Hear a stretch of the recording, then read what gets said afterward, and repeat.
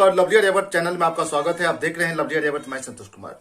आज जो सबसे बड़ी खबर आ रही है वो है गुजरात से, जहां आम आदमी पार्टी की ओर से जो गुजरात के लिए जो नए सीएम उम्मीदवार हैं उनके नाम अब घोषित हो चुके हैं। उनके नाम है यशोदान गढ़वी, जो एक पेशे से पत्रकार है। उन्होंने जनता के लिए क्या कार्य करेंगे और आगे उनका क्या प्लानिंग है, क्या मोटो है, उनके बारे में यशोदान गढ़वी ने क्या कहा, बाकी देखिए आप हमारी इस खास रिपोर्ट में।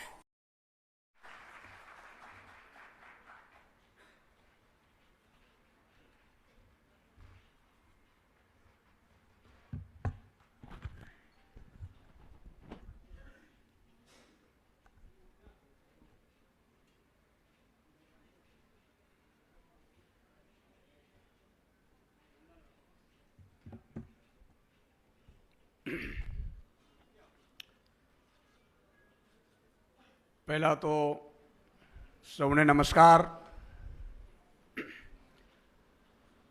अरविंद केजरीवाल जी જેમણે આખી રાજનીતિની તાસીર બદલી નાખી, હું અને એક એક ગુજરાતી એમને સૌથી પહેલા નમસ્કાર કરીએ છીએ, વંદન કરીએ છીએ। तो हाँ, देखिए जिस तरह से अरविंद केजरीवाल जी राजनीति बदलने के लिए निकले, मेरे जैसे छोटे किसान परिवार का बेटा आज अरविंद जी की राजनीति में इतनी बड़ी जिम्मेदारी का एहसास करवाते हैं, ये अपने आप में बहुत बड़ी बात है। आज तक ये रहा है कि आप कोई बड़े मिक्स मिक्स मिक्स मिक्स बोलता रहीश, हाँ मिक्स मिक्स रहશે। ગુજરાતીમાં પણ રહેશે ને વચ્ચે વચ્ચે ઇંગ્લિશમાં પણ શબ્દ કદાચ બે આવી જશે। મિત્રો, સવાલ એ છે કે જ્યારે હું ખેડૂતો માટે અવાજ ઉઠાવતો હતો, આઉટસોર્સિંગ કર્મચારીઓ માટે અવાજ ઉઠાવતો હતો, ખેડૂતો તો મારા દિલના પ્રાણ છે। સેંકડો ખેડૂતો એક આશાની ઉમ્મીદ લઈને બેઠા હોય, મારા સ્ટુડિયો આવતા હોય। એક નાની ઉંમરમાં ઈશ્વરે મને ખૂબ મોટી જવાબદારી ચેનલ હેડ બનાવીને પણ આપી હતી, પણ કંઈક ખૂટતું હતું। હું સંપૂર્ણ આધ્યાત્મિક જીવ છું, કર્મના સિદ્ધાંતમાં માનું છું। હું ખરાબ ક્યારે કોઈનું કરતો નથી। मैं ईश्वर से हर हमेशा एक ही प्रार्थना करता हूं कि मैं किसी का बुरा ना करूं, जितना हो सके मैं भला करने की कोशिश करूं। मुझे जिंदगी में मेरे लिए कुछ नहीं चाहिए, ईश्वर ने सब कुछ दे दिया। बस अब मेरे गुजरातियों के लिए मुझे ईश्वर से प्रार्थना है कि उनकी पीड़ा मैं थोड़ी भी कम कर सकूं, उतना मुझे आशीर्वाद दें। જ્યારે જ્યારે કોરોના આવ્યું, ખેડૂતોની વાત હતી, બેરોજગાર યુવાનો માટે પેપર લીક થતા હતા, વારે વારે આ પરિસ્થિતિ રહેતી હતી।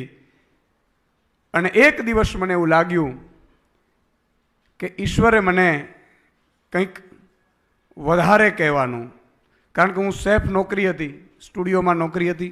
સ્વાભાવિક તौर પર તમે શો પૂરો કરીને જવાબદારીમાંથી છટકી જાઓ।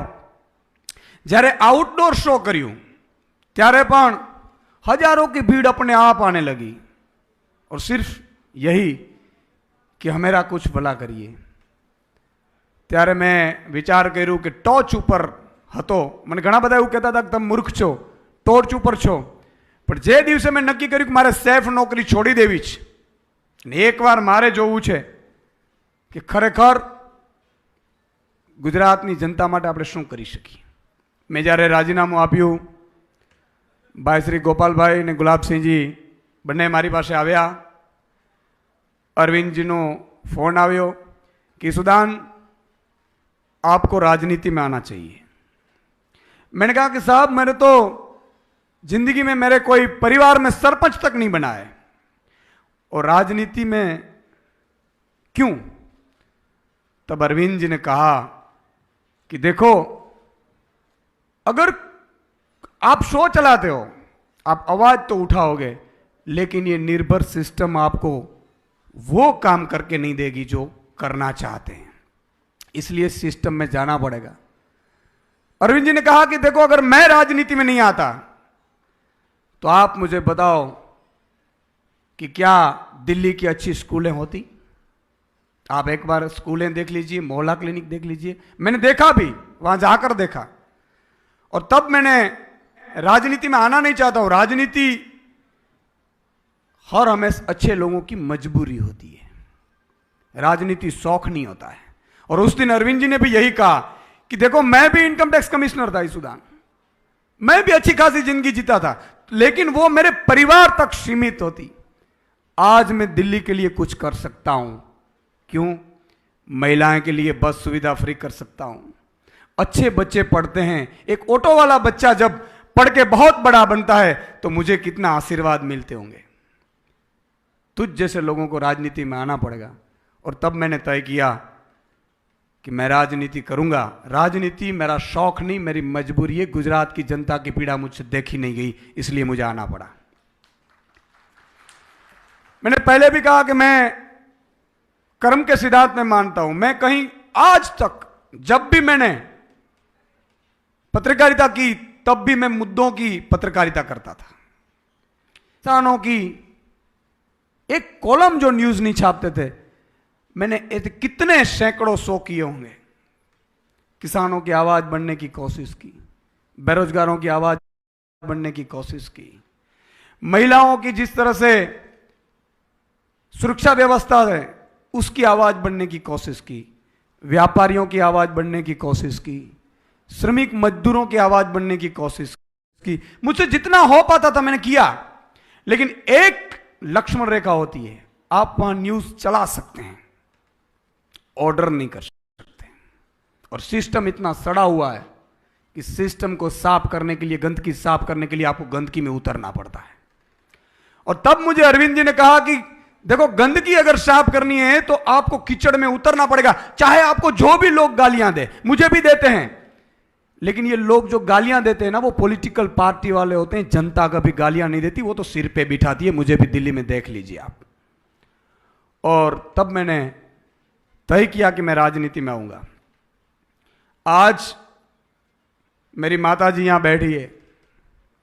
मैं सामान्य किसान परिवार में से आता हूं। मेरा छोटा सा गांव है। मैं पढ़ा लिखा, मेरे बापूजी ने मुझे बहुत पढ़ाया। मेरा बापूजी माताजी के भक्त थे। नवरात्रि के 9 दिन वो पूरे माताजी के मंदिर में बैठकर दिया जलाकर 9 दिन सालों से प्रार्थना करते थे। और उनके जाने के बाद जब उनकी डेथ हुई, तब उन्होंने कहा था, मैंने तो तब भी तय रखकर चला गया था कि मुझे मेरे पापा की सेवा करनी है। लेकिन उस दिन, एक दिन उन्होंने मुझे कहा, तुझे वापस जाना, गांव से तुझे वापस अहमदाबाद जाना है। मैंने कहा कि मैं बापूजी जाऊंगा। मैंने रिजाइन रखा है, वो एक्सेप्ट नहीं किया है, मैं छुट्टी पे हूं। जब उनकी देहांत हुई तब उन्होंने कहा कि तुझे वापस जाना है, मुझे वचन दे। मैंने उनको वचन दिया था कि मैं वापस जाऊंगा, मुद्दों की पत्रकारिता करूंगा। और आज मैं उनको मिस करता हूं। लेकिन उनका आशीर्वाद मेरे पे हर हमेशा है। मां मोगल मां, कामई मां, सोनल मां और द्वारकाधीश का आशीर्वाद मेरे पे है। मुझे पता नहीं दोस्तों, लेकिन कोई ऐसी अदृश्य शक्ति है जो मुझे सपोर्ट कर रही है। मैं साधारण सा लड़का हूं। मैंने कहा कि पत्रकारिता आने के बावजूद एक शो इतना चले कि लाखों लोग आपको प्यार करें, यह कभी हो नहीं सकता। लेकिन यह हुआ। लेकिन सबसे बड़ी बात मुझे अरविंद जी में यह लगी कि उन्होंने जो राजनीति करने के नहीं, बदलने के आए हैं। आज मैं और गोपाल भाई और सब जो आज योद्धा जुड़े हैं, मान साहब है, यहां सब बैठे हैं। आप देखो सब के सब, अल्पेश भाई है, मनोज भाई है, गुलाब भाई है, युवराज है, राजू भाई है, किशोर काका है, सबके सब, जगमाल भाई, सब आम आदमी हैं। और आम आदमी को ये 32-33 साल का हमारे प्रेसिडेंट है गोपाल भाई। हिंदुस्तान में एक ऐसी पार्टी होगी गुजरात में जो 32 साल के युवा को अध्यक्ष बनाती है। मैं अरविंद केजरीवाल जी की राजनीति को सलाम करता हूं। ऐसा नहीं था कि मेरे पास और भी राजनीति के लोग नहीं आए होंगे, लेकिन मैंने कहा कि राजनीति मेरी मजबूरी है, राजनीति शौक नहीं है। मैंने अपना सब कुछ छोड़कर गुजरात की जनता के लिए आया हूं। और मैं गुजरात की जनता को ईश्वर की साक्षी में एक वादा करता हूं कि मैं जब तक मेरे इस शरीर में प्राण है मैं आपकी सेवा करता रहूंगा। ये मेरा वादा है आपसे। मैं अपनों के लिए नहीं आया हूं, मेरे परिवार भी बैठे हैं। जब उनको भी पता नहीं था मैं राजनीति में जा रहा हूं, 2 दिन तक मैंने उनको मनाया कि देखो मैं 39 का हो गया हूं, मेरे पास 20 साल है। 20 साल के बाद, 60 के बाद अगर एक दिन भी कोई जीता है ना, तो मैं मानता हूं कि वो बोनस है। ईश्वर बार बार मनुष्य अवतार नहीं देता है। इस धरती पर हम आए, कुछ कर कर जाना है। मैंने उन लोगों को कहा कि अगर मुझे कुछ हो जाता है तो आप क्या करोगे? उससे अच्छा है मुझे जनता के सेवा के लिए अनुमति दीजिए। मैं किसानों की, बेरोजगार युवाओं की, इनकी पीड़ा मुझे देखी नहीं जा सकती। मैं रात में, दोस्तों, किसान जब आते थे मेरे स्टूडियो पे, 50-50, 100-100 लोग डेली आते थे छोटी छोटी समस्याएं लेकर। सब तो मैं करवा नहीं सकता था, सरकार थी दूसरी, लेकिन रात को कभी मैं रो पड़ता था। मैंने रात को, मेरे पेन और बुक मेरे पास रहती थी, रात को 3-4 बजे जब मैं उठ जाता था तो मैं लिख लेता था, एक पॉलिसियां लिखता था। Health policy, education policy, anti corruption policy, agriculture policy, किसानों के लिए क्या कर सकते हैं, ये मैं लिखता था। और मैंने पॉलिटिकल पार्टियों को भी बोला कि ये आप लागू करिए। कोई ने नहीं माना। तब मुझे लगा कि जब अरविंद जी का फोन आया कि सुदान, तेरी गुजरात के वासियों इंतजार कर रहे हैं आप जैसे लोगों की, और हम अगर अच्छे लोग राजनीति में नहीं गए ना तो ये लोग लूट लेंगे। मैं किसानों को वादा करता हूं कि आपका भाई आपके लिए अब तक टीवी में आवाज उठाता था। अगर ईश्वर ने कहा, ईश्वर ने चाहा, माताजी ने चाहा और एक किसान पूरे गुजरात के एक हो गए और आपने वोटिंग की, व्यापारियों, आपको भी मैं कहता हूं, आपने व्यापारी बनकर वोटिंग की, बेरोजगार युवाओं अगर बेरोजगार युवा बनकर वोटिंग की, महिलाएं, माता बहन, बेटियां अगर माता बहन बेटियां बनकर दोनों पक्ष को भूलकर आम आदमी के लिए वोटिंग की, मैं आपको आश्वासन देता हूं कि 75 साल में अगर गुजरात में कुछ नहीं हुआ है, अगर ये 5 साल में अरविंद जी की अगुवाई में जो कर कर ना दिखाऊं तो मैं राजनीति छोड़ दूंगा। आपको मैं ये गारंटी देता हूं। मेरे लिए कभी कुछ अब मेरे लिए नहीं रहा है, ईश्वर ने सब कुछ दे दिया है। मैं राजनीति में आया, जिस तरह से मेरे पे हमले हुए, आरोप पे लगे, मेरा फैमिली भी एक टाइम पे डर गया था कि क्या यार कीचड़ में पड़ गए। मैंने कहा कि ये तो होगा, ये तो होगा। अगर भगत सिंह, राजगुरु, सुखदेव ये बोलते कि नहीं नहीं ये तो चलेगा, तो आज देश के लिए जो आग लगनी चाहिए वो आग नहीं लगी हुई। महात्मा गांधी अगर सोचते कि मैं तो साउथ अफ्रीका में अच्छा खासा कमा रहा हूं, मुझे इंडिया जाकर क्या करना है, सब गुलाम है, सालों से चलता आ रहा है, तो शायद देश आजाद तो होता लेकिन लेट होता।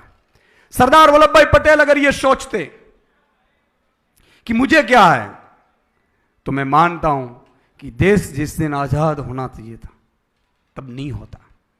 इसलिए मैं सबका आभारी हूं, जिसने वोटिंग की उसका भी आभारी हूं, लेकिन मेरी एक प्रार्थना है, मुख्यमंत्री मैं नहीं, अगर आम आदमी की सरकार बनती है तो 6.5 करोड़ जनता मुख्यमंत्री की शपथ लेगी, ये गारंटी लेते हैं।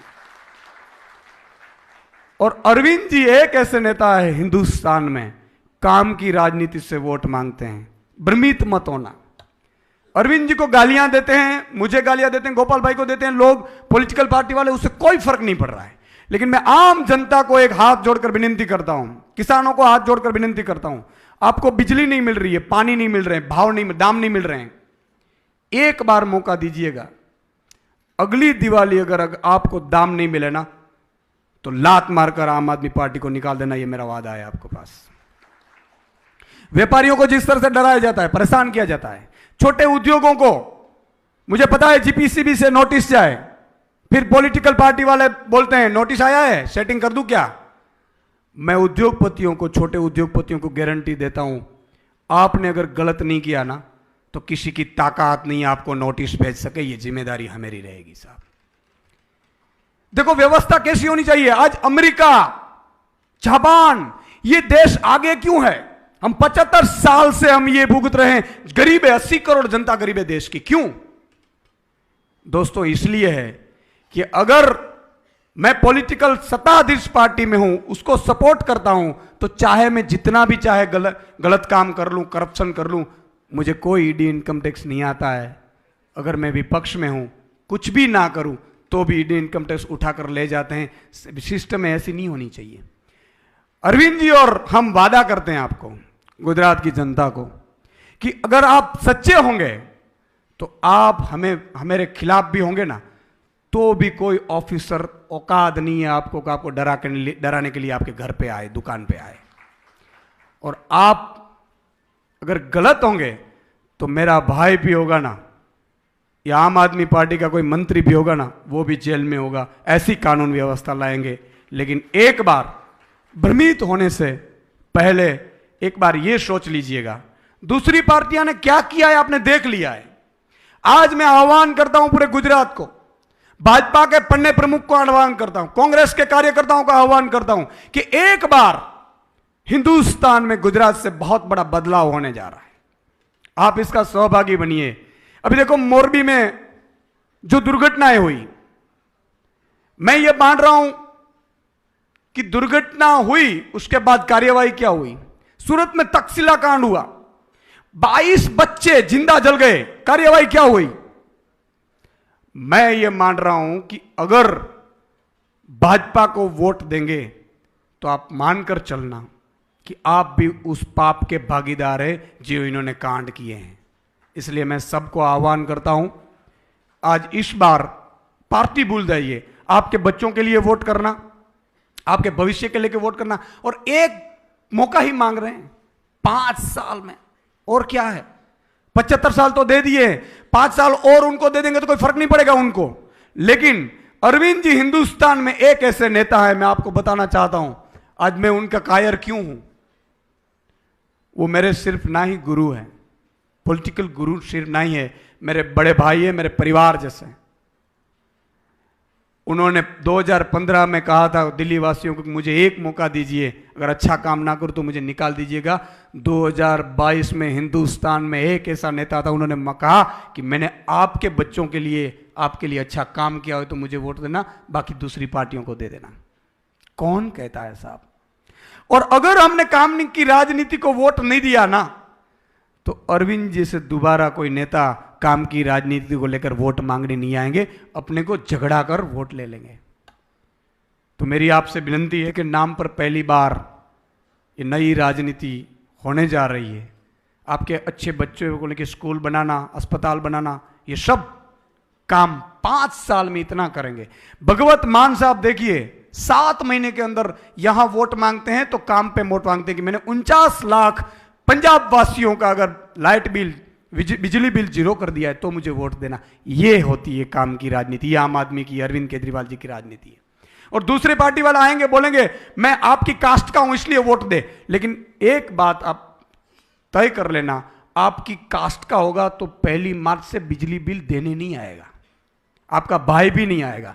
एक हिंदुस्तान में एक ऐसी पार्टी, आम आदमी पार्टी, कि जो आपकी महंगाई में भी राहत दे सकती है। तो मेरी विनती है, हाथ जोड़कर मैं शुक्रिया अदा करना चाहता हूं फिर से अरविंद केजरीवाल जी का, कि आप जैसे नेताओं ने पूरे देश की राजनीति बदल दी। मेरे जैसे किसान, छोटे के गोपाल भाई जैसे छोटे परिवार में से आने वालों को आपने बहुत बड़ी तक दिए। मैं आपको यहां से विश्वास दिलाता हूं, यकीन दिलाता हूं, जब तक मेरे मेरे मेरे जीवन में प्राण है तब तक ईसुदान गढ़वी वफादारी से गुजरात की जनता के लिए काम करेगा। मैं आश्वासन देता हूं आपको। और गुजरात की जनता के लिए चाहे मुझे गोलियां खानी पड़े, मेरे पे हमले हुए, आरोप लगे, जो भी है, गोलियां खानी पड़े मैं खाऊंगा, लेकिन गुजरात की जनता के लिए हम एकजुट होकर काम करेंगे। जय हिंद, वंदे मातरम।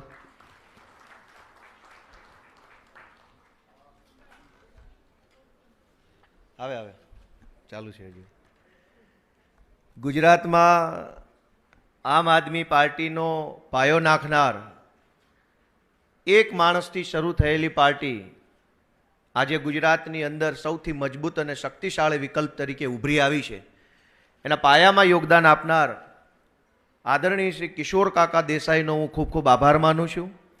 અને આ પાર્ટીને તન મન અને ધનથી આગળ લઈ જવા માટે છેલ્લા 2012થી જે લોકો મહેનત કરી રહ્યા છે, અત્યાર સુધીમાં જે કાર્યકર્તાઓએ, શુભચિંતકોએ, પાર્ટીના પદાધિકારીઓએ, અગ્રણીઓએ જેણે પણ